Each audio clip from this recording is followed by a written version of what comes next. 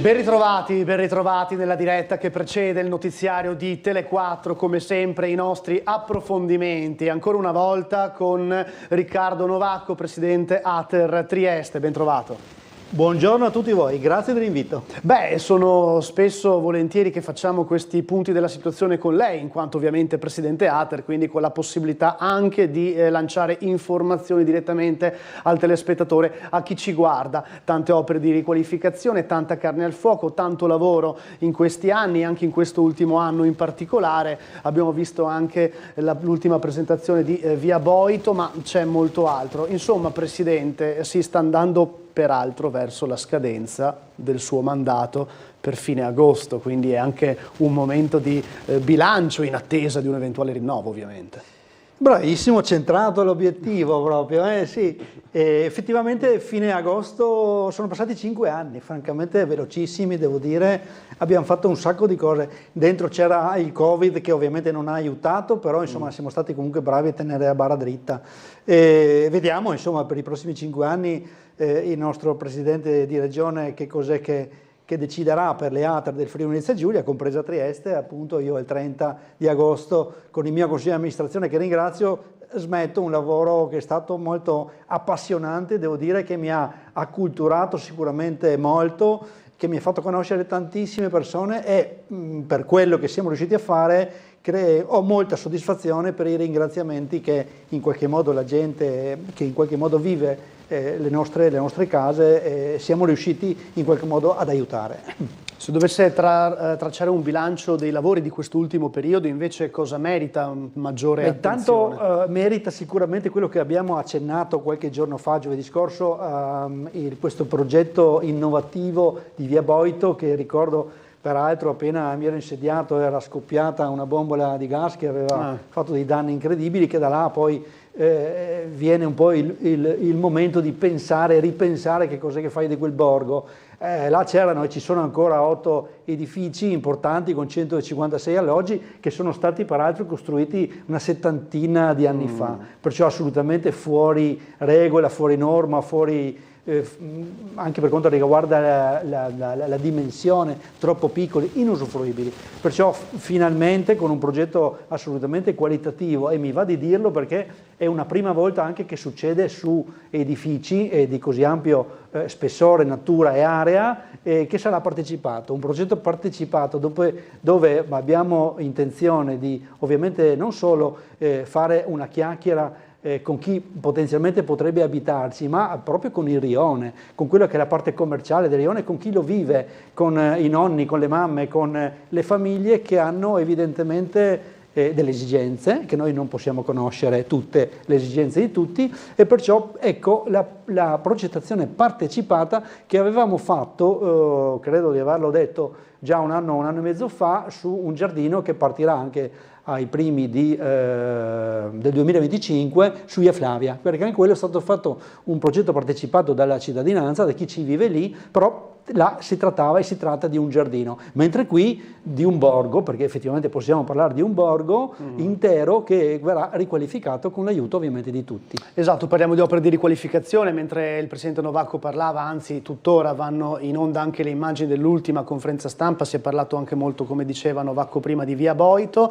Progetti di riqualificazione, lei lo ripete da anni, siano gli stessi residenti e i cittadini ad aiutarci, a confrontarci con loro e ad esprimere anche insomma le loro idee per un servizio sempre migliore. Poi sappiamo che il lavoro non si ferma mai, ovviamente. Il lavoro non si ferma mai e ovviamente questo che accennava lei della partecipazione è una cosa a cui io ci credo. Questo consiglio di amministrazione uscente ci ha creduto negli ultimi 2 anni, dove abbiamo cercato di capire come potremmo essere ovviamente fra gli inquilini, fra la gente che ha bisogno di avere degli alloggi e di condividere quello che è la progettualità. Adesso con questo intervento nuovo toccheremo con mano. Io credo che ovviamente farsi aiutare e non calare dall'alto un progetto sia una cosa assolutamente innovativa che va fatta. Tant'è vero che su questo tema qua mi sto adoperando adesso in questo periodo, che peraltro sono uscente, come dicevo, di riuscire addirittura, e lo faremo proprio in via Boito, a mettere una sorta di costruzione, dei gazebo, non lo so, vediamo dei container, che saranno una sorta di uffici di questo cantiere che partirà, in modo che ci sia proprio una presenza continua di qualcuno che in qualche maniera sente le esigenze da lì della popolazione, proprio per esserci calati lì a capire quali sono le esigenze.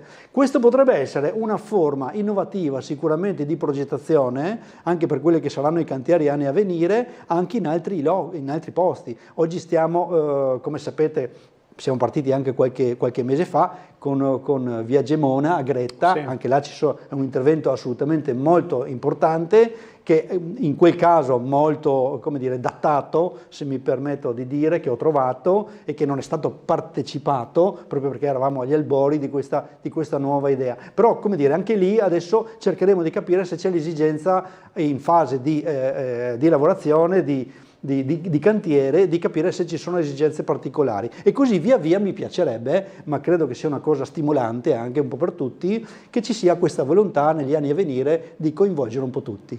Mi casca l'occhio sul B-Urban. Ma questo è il progetto appunto di Via Boito, come dicevo, che siamo stati, va detto, è un progetto Super Shine. Posso farlo vedere a beneficio anche sì, della telecamera? Grazie Presidente, così vediamo il progetto B-Urban. Questo io credo che Trieste deve andarne fiera, sostanzialmente progetto Super Shine denominato per la progettazione contributi europei, peraltro che scadranno nel 2027, perciò ci siamo assolutamente all'interno di questo progetto partecipato.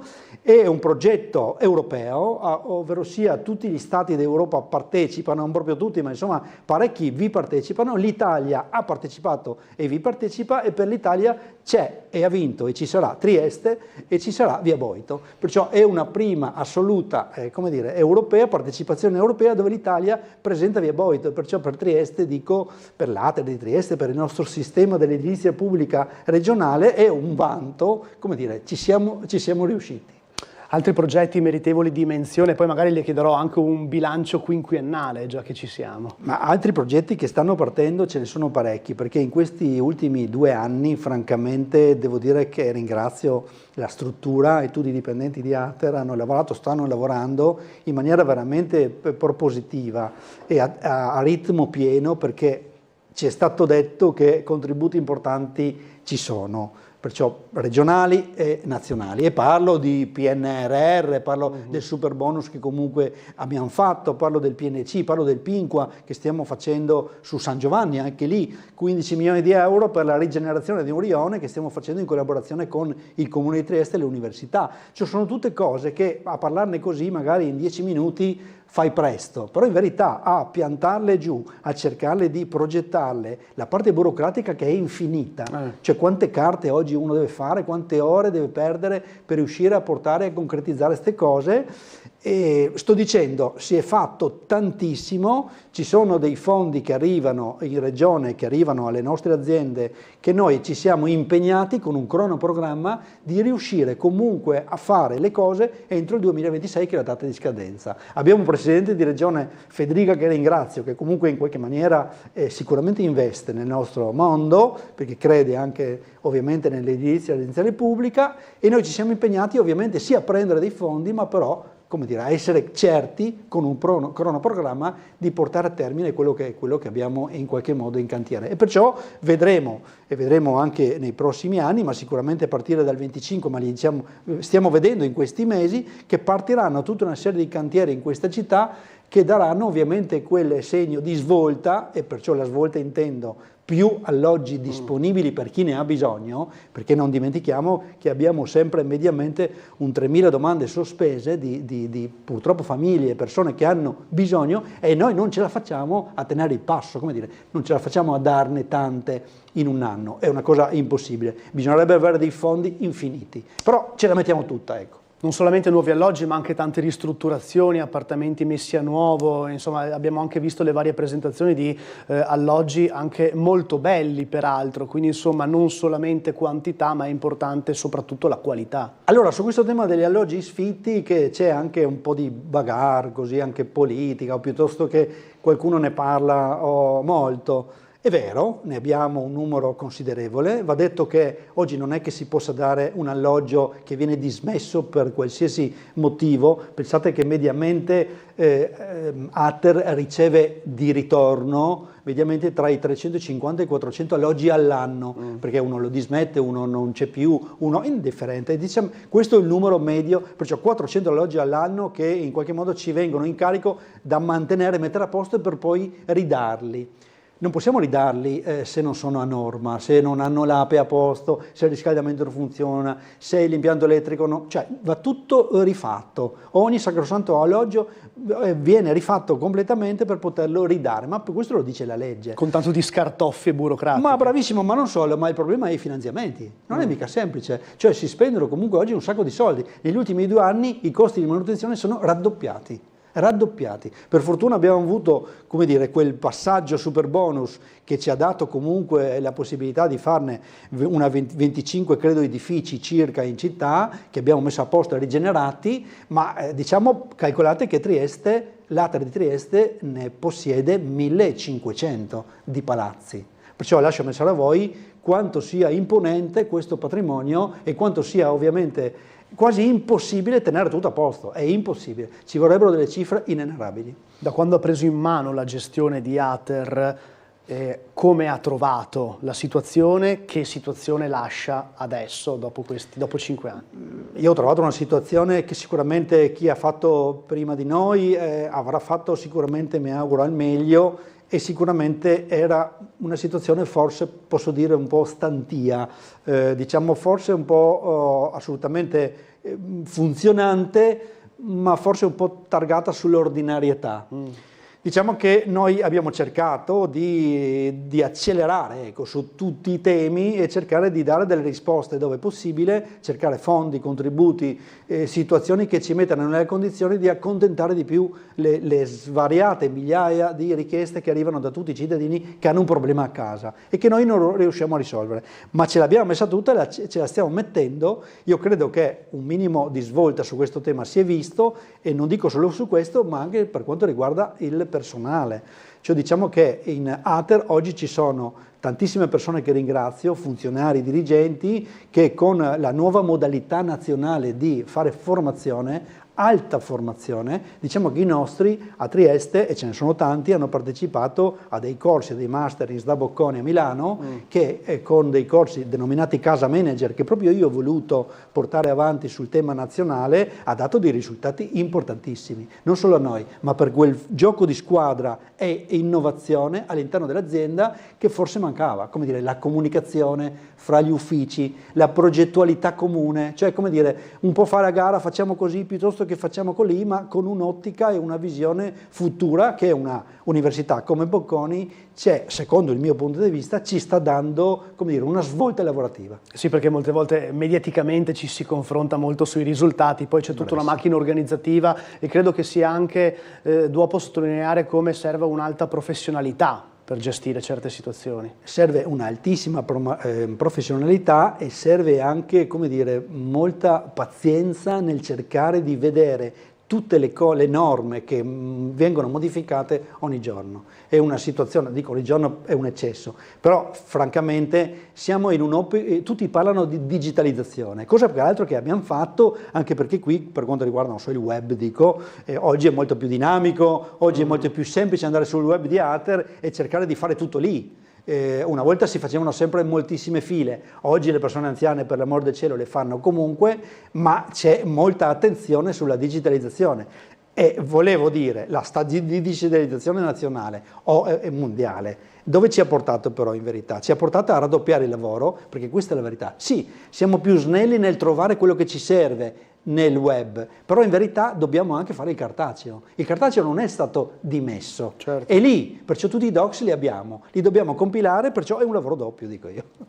Un minuto per chiederle la più grande soddisfazione, un progetto in particolare che l'ha particolarmente soddisfatta in questi anni, qualcosa da fiore all'occhiello, per così dire. Non mi permetto di dire un fiore all'occhiello assoluto, perché ne abbiamo viste tante di cose molto belle e tante anche spiacevoli, perché le cose non vanno sempre benissimo. O quello però che l'ha fatta dannare anche. Quello che in qualche maniera mi rincuora è riuscire a essere comunque essere riuscito a dare comunque delle risposte a tantissime persone che hanno e continuano a ringraziare, e questo è quello che ti fa star bene, a riuscire a dare delle risposte anche semplici, perché non è che costruendo grattacieli ci sono delle cose che anche quando vai a pulire un'androna o piuttosto che ti preoccupi di una lampadina che manca, faccio sempre per parlare di un eufemismo, però ti dà quella soddisfazione di trovare, specialmente nelle persone anziane, che abbiamo tante, degli occhi che come dire, diventano lucidi, ti fanno un sorriso, e il ringraziamento secondo me è la cosa più bella che ti succede, ovviamente legata anche a quello che può essere il rovescio della medaglia. Tanti altri non si è riusciti ad accontentare perché non ce la facciamo ad accontentare tutti, ma sicuramente mi ha dato, come dire, questa voglia e questa grip che ho ancora di cercare di dare la mia collaborazione, se posso, a quello che è questo sistema. Grazie Riccardo Novacco e buon lavoro. Grazie a voi tutti. Grazie per averci seguito nell'approfondimento. Rimanete con noi, fra pochi minuti il notiziario di Tele4. A fra poco.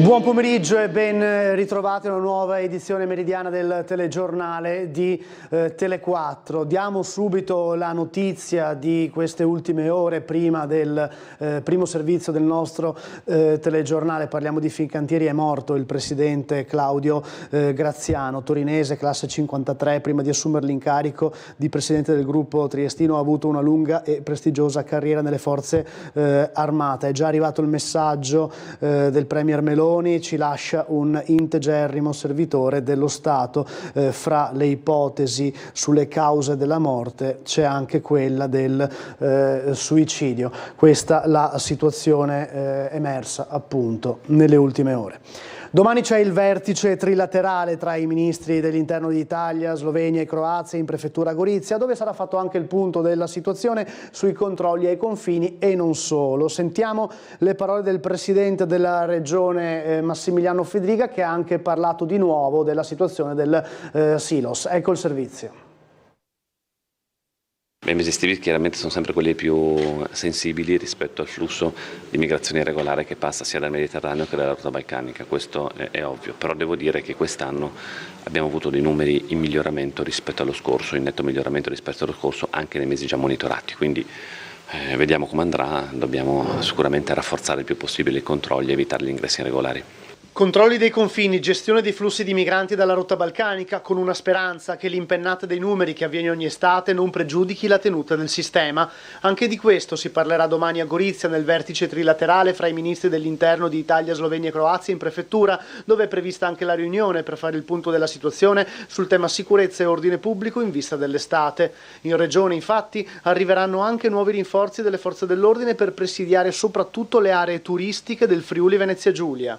Questo ovviamente sarà il Ministro che farà l'ordine del giorno del tavolo di domani. Ci incontreremo ovviamente sicuramente per discutere della collaborazione, soprattutto perché poi ricordo che c'è il trilaterale, appunto, oltre il Comitato Ordine e Sicurezza di Gorizia faremo il trilaterale con Slovenia e Croazia per ovviamente rafforzare la collaborazione. Questione di giorni invece lo sgombero del Silos di Trieste. Per quanto riguarda il Silos c'era un allontanamento con relativo trasferimento di chi è presente irregolarmente in quella struttura, dove verranno portati in struttura dove potranno ricevere l'assistenza, non come avviene al Silos, e quindi su questo penso che sia un passo avanti importantissimo dopo decenni di abbandono di fatto di quell'area. Per quanto riguarda il resto è chiaro che la possibilità di fermare gli ingressi regolari comporta anche la maggior possibilità di trasferimenti dal nostro territorio, perché vuol dire che negli altri territori le strutture sono libere, quindi possono essere utilizzate per trasferire chi è entrato regolarmente nella nostra regione. È stata rinnovata la veste grafica del sito della Caritas di Trieste, unitamente al messaggio che la stessa Caritas vuole trasmettere nei confronti delle emergenze attuali. Appuntamento questa mattina in Curia con il Vescovo di Trieste, Monsignor Enrico Trevisi, che è tornato a parlare anche della situazione del Silos. Sentiamo. Lo stile è anche il messaggio, e questo è il messaggio che volete lanciare oggi e che presentate quest'oggi. Sì, vogliamo essere vicini alle persone, a tutte le persone, e vogliamo anche collaborare con tutti. Certo, abbiamo la nostra identità, per cui anche a partire dal Vangelo, e però anche in un'attenzione che vuole essere rivolta alle persone e a tutte le varie persone con le loro ferite, le loro fragilità, con anche a volte la mancanza di speranza, e però questo anche in un'ottica di un linguaggio, uno stile, una modalità che è aperta a collaborare con tutti, che vuol dire che ci sono pezzi di strada che si possono fare insieme e altre modalità che invece ci portano anche a ricercare una modalità propria nostra con la quale vogliamo essere accanto a tutti. Rientra in questo filone, diciamo così, la sua lettera recente riguardo ai migranti che sono al Silos.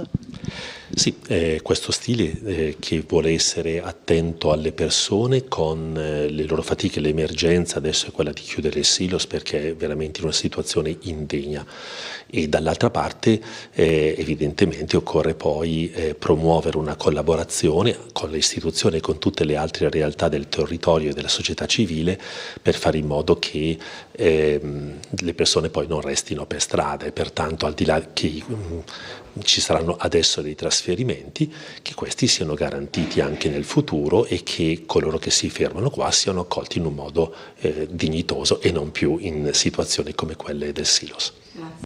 Rendiamo nota un'importante azione di salvataggio operata dagli uomini e le donne della Questura di Trieste. Nei giorni scorsi la Polizia di Stato ha salvato la vita di una giovane triestina di 23 anni che aveva manifestato intenti suicidi. Nello specifico il personale di Duino Auresina è intervenuto a Contovello, dove era stata segnalata appunto la situazione da parte per una giovane paziente del CSM che era diretta appunto in quella zona. Il personale sanitario nella richiesta di intervento aveva specificato che la ragazza già in passato aveva manifestato atti di autolesionismo. Gli operatori di polizia hanno raggiunto la località in questione, hanno perlustrato la zona insieme alla struttura sanitaria nella fitta vegetazione. Dopo aver varcato un passaggio stretto e impervio che dal bosco porta verso il centro abitato, finalmente hanno trovato la ragazza oggetto della ricerca all'interno di un sentiero. La prontezza degli operatori nel soccorrere la ragazza, prima sollevandola e poi liberandole il collo dal cappio, ha fatto sì che la stessa riprendesse a respirare nonostante fosse già priva di sensi, con il viso e le labbra livide. Per agevolare i soccorsi la ragazza è stata trasportata presso il laghetto, dove è stata presa in carico del personale del 118, prontamente avvisato e giunto in loco. Il Tribunale di Trieste è quinto in Italia per tempi medi più lunghi per portare a termine un processo civile. È uno dei dati contenuti nell'indagine pubblicata oggi dal Sole 24 Ore. Sentiamo. Il Tribunale di Trieste, con 940 giorni di media per risolvere un processo giudiziario di natura civile, è in affanno ed è il quinto per tempi medi più lunghi in Italia. La tempistica è in aumento del 17,6% rispetto al 2019, prima della pandemia. Lo rileva il Sole 24 Ore oggi in edicola, che ha compiuto un'inchiesta in tal senso, che ha accertato un rallentamento dei tempi del 25% dei tribunali italiani. Secondo il quotidiano economico, il rallentamento sarebbe sarebbe dovuto in particolare ai ricorsi dei migranti contro i provvedimenti di diniego della protezione internazionale e per le richieste di riconoscimento di cittadinanza. Il nostro territorio è il terminale della rotta balcanica, ha spiegato il presidente del Tribunale di Trieste, Igor Maria Rifiorati. Dal 2020 al 2023 sono stati iscritti 10.000 procedimenti in materia di protezione internazionale e 2.500 nei primi 5 mesi di quest'anno. Le pendenze della sezione specializzata rappresentano quasi il 60% del contenzioso civile del Tribunale. L'emergenza, prosegue Rifiorati, ha determinato il Ministero ad aumentare la pianta organica di 4 unità e il CSM a disporre l'applicazione di un magistrato da un altro distretto, ma con le risorse assegnate non si è neanche coperto il turnover ordinario. Gli addetti all'ufficio per il processo sono essenziali per mantenere l'operatività, ma oltre un terzo se n'è già andato per lavori a tempo indeterminato. Nella classifica negativa compare anche il Tribunale di Pordenone, che ha peggiorato i tempi medi del 20,7%, una percentuale più alta di quella di Trieste. Il numero di giorni medio è però inferiore a quello del capoluogo regionale, e cioè si ferma a 406. Nessun aumento per la tassa comunale sui rifiuti. A confermarlo questa mattina l'assessore comunale al bilancio Everest Bertoli, che ha motivato anche le modalità che portano l'ente municipale a coprire gli eventuali costi aggiuntivi inizialmente stimati. Il servizio. Non un centesimo in più sarà pagato dai residenti del comune di Trieste per la tassa rifiuti. La promessa è dell'assessore comunale al bilancio Everest Bertoli, che dati alla mano ha ultimato il piano finanziario di concerto con l'ente gestore del servizio Cegas APS Amga rispetto alla Tari 2024.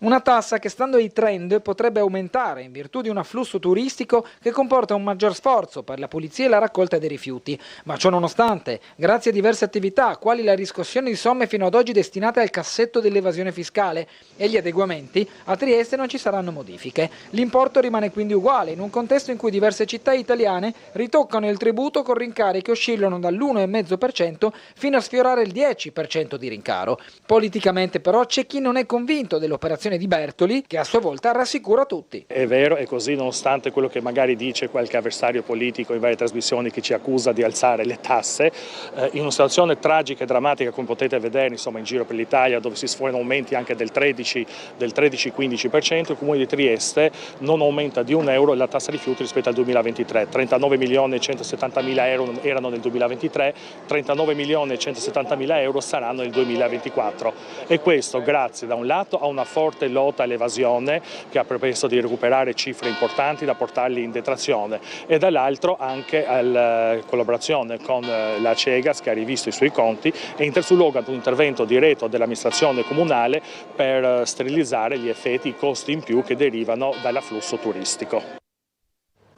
Ci colleghiamo con la sala operativa della Polizia Locale per gli aggiornamenti sulla situazione in città, fra traffico, incidenti se ci sono stati e quant'altro. Pronto, buongiorno. Sì, buongiorno poi a lei e tutti i telespettatori. Cominciamo col dire, è stata una giornata abbastanza movimentata, come sempre succede di lunedì, soprattutto per i vari cantieri stradali che abbisognano di rimozioni o ci siano dei divieti sostatemporanei. Come infortunistica stradale abbiamo rilevato un incidente con ferito fortunatamente lieve e 4 incidenti con soli danni materiali. Come segnalazione di lavori importanti ancora stanno asfaltando le rampe di accesso alle grandi viabilità da via Fiammegialle e da Campi Elisi. Ci sono formati dei rallentamenti in zona, adesso da quanto posso vedere dalle nostre telecamere la situazione è abbastanza normalizzata, anche se c'è un evidente flusso maggiore sulle arterie secondarie. È sempre chiusa la galleria Carso del raccordo autostradale 13 in direzione di Trieste, anche qui ci sono aumenti di transiti sull'ex statale 202 Bivio H che hanno creato qualche disagio. Per il resto al momento non abbiamo particolari interventi in atto, vi restituirei la linea. Grazie Fulvio De Grassi, grazie commissario, ovviamente buon lavoro, buona giornata, grazie. Buona giornata a voi, grazie a voi.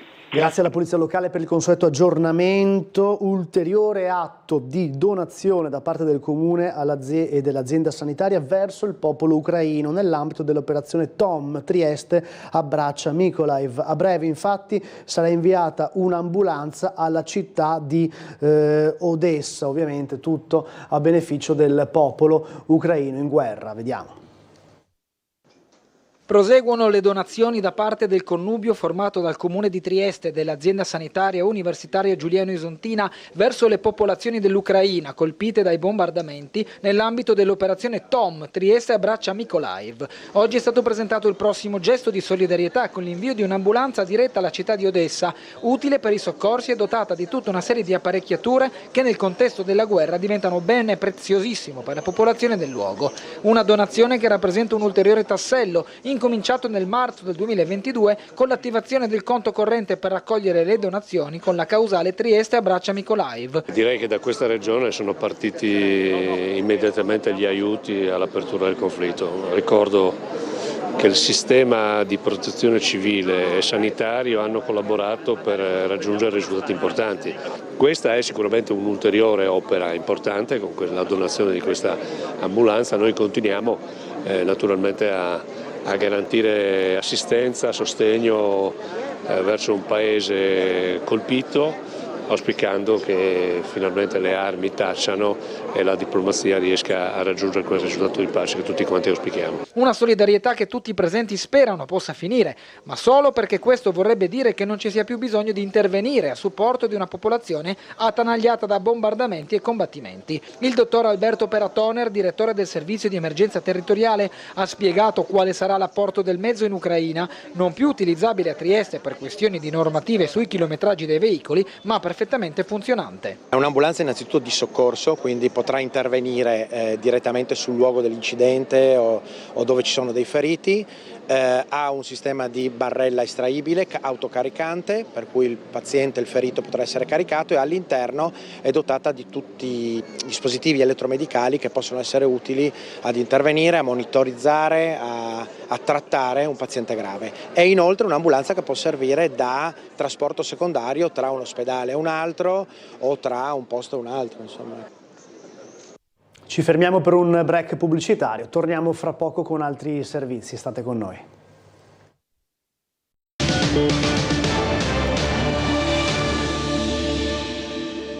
Torniamo a sentire l'assessore regionale alla salute Riccardo Riccardi, perché ha parlato anche dell'abbattimento delle liste d'attesa. Sentiamo cosa ha detto. È ancora molto cauto l'assessore alla salute del Friuli Venezia Giulia Riccardo Riccardi nel valutare quali potranno essere effettivamente le conseguenze del piano nazionale per il taglio delle liste d'attesa, presentato nelle scorse settimane dal governo. Intenti nobili che talvolta si scontrano con procedure amministrative macchinose o, e qui la sottolineatura di Riccardi, sulla appropriatezza delle prestazioni. Ogni sforzo che va nella riduzione della lista d'attesa è il benvenuto. Credo che ci siano diversi spunti interessanti. Penso che il più interessante sia quello della defiscalizzazione di parte delle prestazioni pagate ai professionisti sanitari. Ne esce difatti un quadro dove l'apporto di risorse, siano esse economiche o umane, valgono tanto quanto l'organizzazione dell'intero sistema, visto che oggi si vive un sensibile aumento delle richieste di ospedalizzazione o di presa in carico dei pazienti nei territori. Questo Paese ha un problema, quindi anche questa regione ovviamente, ha un problema legato alla appropriatezza prescrittiva. Se noi stimiamo che quasi la metà delle prescrizioni sono aumentate dal 2019, è evidente che questo sistema non è in grado di dare una risposta così. Bisogna ritornare all'appropriatezza della prestazione, altrimenti il sistema rischia di fare 2 o 3 volte le cose delle persone che non hanno bisogno, rischiando di non farle realmente a quelli che hanno bisogno. Ripercorriamo ora una vicenda, una triste pagina di cronaca. Ieri mattina all'alba il ritrovamento del corpo di Ayoub, il marocchino richiedente asilo di 24 anni che, ricorderete, martedì scorso era precipitato in Porto Vecchio in acqua. Vediamo. Un cadavere ritrovato dagli operatori della Guardia Costiera questa mattina all'alba all'interno della diga foranea compresa fra i moli terzo e quarto del Porto Vecchio. Il corpo di un uomo e vista la posizione del ritrovamento, tutto fa pensare si tratti di Ayoub, il 24enne marocchino richiedente asilo precipitato in mare lo scorso martedì. A comunicare la notizia del ritrovamento la Capitaneria di Porto di Trieste. La segnalazione è arrivata tramite la società Canottieri Adria, impegnata in un'attività di addestramento. Sul posto è stata inviata la vedetta della Guardia Costiera CP811 che ha proceduto al recupero del cadavere e al successivo trasbordo alla banchina prospiciente la sede della Capitaneria di Porto. Ancora devono essere espletati gli opportuni accertamenti per risalire all'identità del cadavere, ma non ci sarebbero dubbi. Ayoub all'alba di martedì 11 giugno si trovava assieme ad altri cittadini stranieri in Porto Vecchio dopo una serata alcolica. Il 24enne, forse a causa dei fumi dell'alcol, aveva deciso di buttarsi in mare. Gli amici, non vedendolo più riemergere, erano fuggiti. Solamente una ragazza triestina, amica del 24enne, era rimasta sul posto fra il molo terzo e il molo quarto per chiamare i soccorsi. Appena prima la giovane era stata assistita da una guardia giurata in servizio, Christian Currò, che aveva anche contribuito ad avviare le operazioni di ricerca del disperso assieme ai sommozzatori dei vigili del fuoco. Nei giorni scorsi Christian ha rilasciato la sua testimonianza di quanto accaduto a Tele4. Ho chiesto se serviva ausilio alla gente, il capomuta in questione, mi hanno detto di sì, mi sono fermato, in quel frangente è arrivata una ragazza urlando e il mio amico è caduto in mare, è morto, aiutatemi, è morto. L'abuso di alcol combinato a un crampo mentre nuotava potrebbero essere le cause dell'incidente che ha portato alla morte di Ayoub. Le ricerche mirate del giovane disperso erano durate 3 giorni ma senza esito, poi lo stop del dispositivo di emergenza straordinaria e la ricerca è proseguita nei binari della normale attività delle motovedette fino al ritrovamento di questa mattina. Ieri giornata particolarmente concitata per i servizi di soccorso e di intervento, 3 incendi che sono intercorsi in poche ore, fra questi quello di un appartamento, gli uffici di un appartamento gestito dall'ICS che hanno preso fuoco, 50 immigrati sfollati, per fortuna nessun ferito, è andato tutto bene, rivediamo.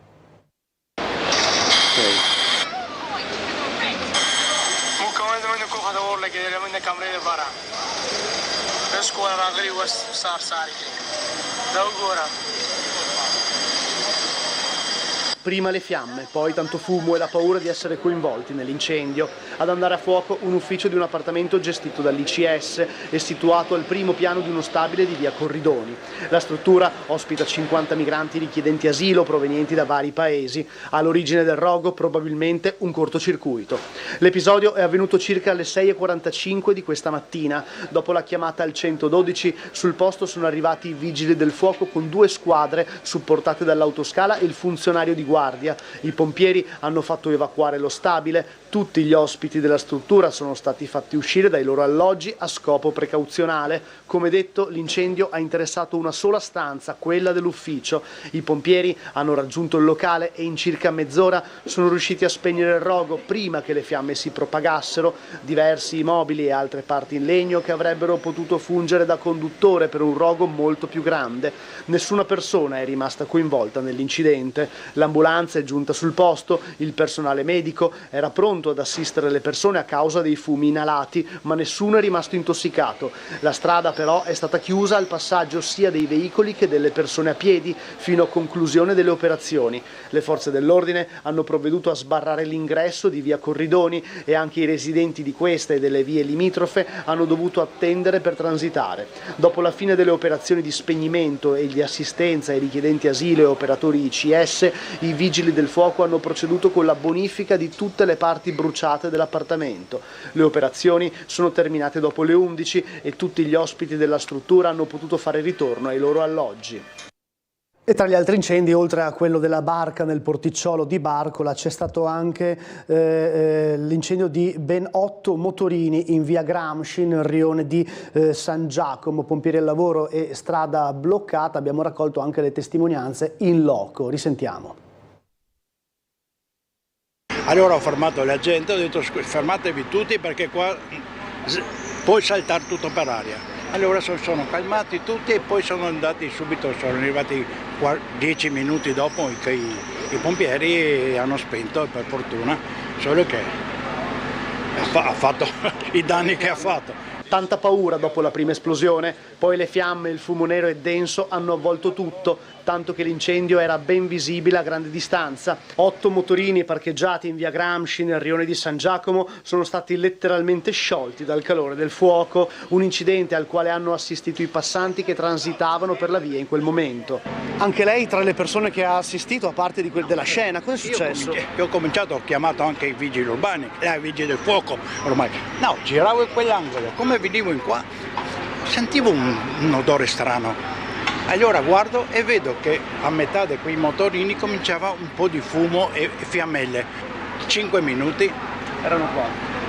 Tutto bruciato, un fumo che non si vedeva, paura di intossicamenti, anche e poi anche delle esplosioni, perché poi chissà come che questi serbatoi qua di questi scooter può anche esplodere. Lei è coinvolto perché uno dei mezzi è suo? Sì, uno dei mezzi è il mio e stiamo attendendo notizie dai vigili e tra poco arriverà la polizia e in base a quello stabiliranno l'accadimento, perché attualmente c'è qualche testimone che ha visto delle fiamme, ma l'avvenimento precedente non l'ha visto nessuno, almeno non ci sono ancora testimoni.